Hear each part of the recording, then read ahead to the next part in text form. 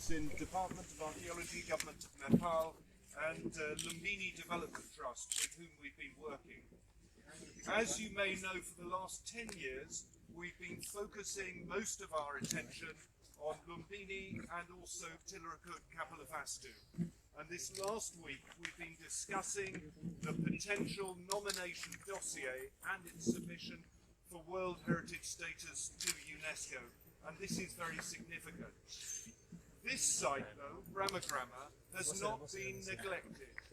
And back in 1997, with my co-director, then formerly Undersecretary, then Director General of Archaeology, Mr. Kushal Prasad Acharya, we undertook the first geophysical survey at this site. Using the geophysics, we changed the understanding of the site from a single isolated mound. Using the archaeological geophysics, we found the presence of shrines to its west. Since then, in '99 and then 2018 and 2019, we've undertaken more geophysical survey.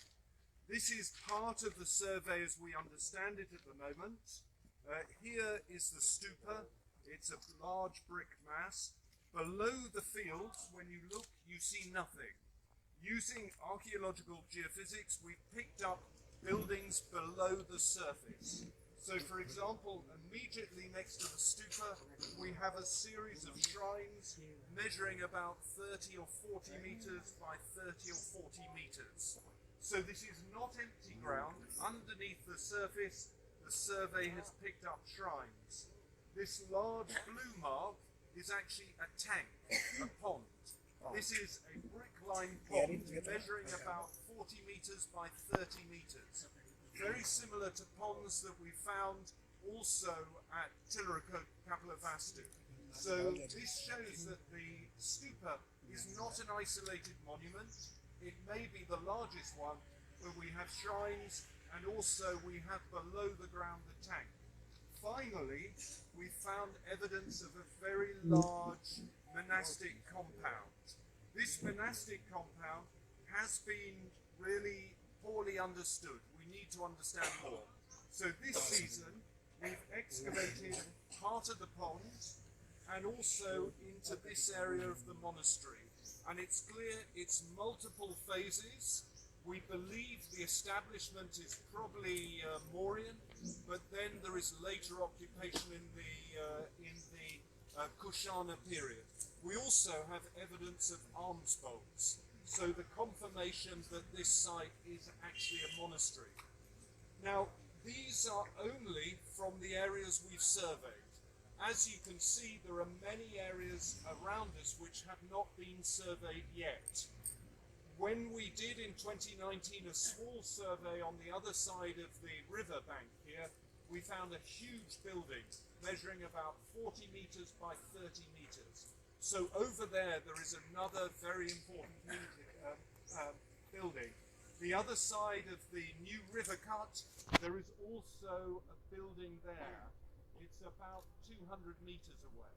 So what we would recommend, because this is on Nepal's tentative World Heritage List, so in a way it's next to be put forward to World Heritage status. At the moment it is beautifully preserved within an ideal setting. We would recommend that more survey is done to see are there more monasteries, are there more buildings in the vicinity. This way, development and facilities for visitors, facilities for tourists and pilgrims can come, but why not wait until a better understanding of how many more monasteries are below the surface, how many more important structures. Because at the moment it's clear many pilgrims come for a very short visit because there is very little to see. They go round the Stupa maybe once, maybe twice, then they go.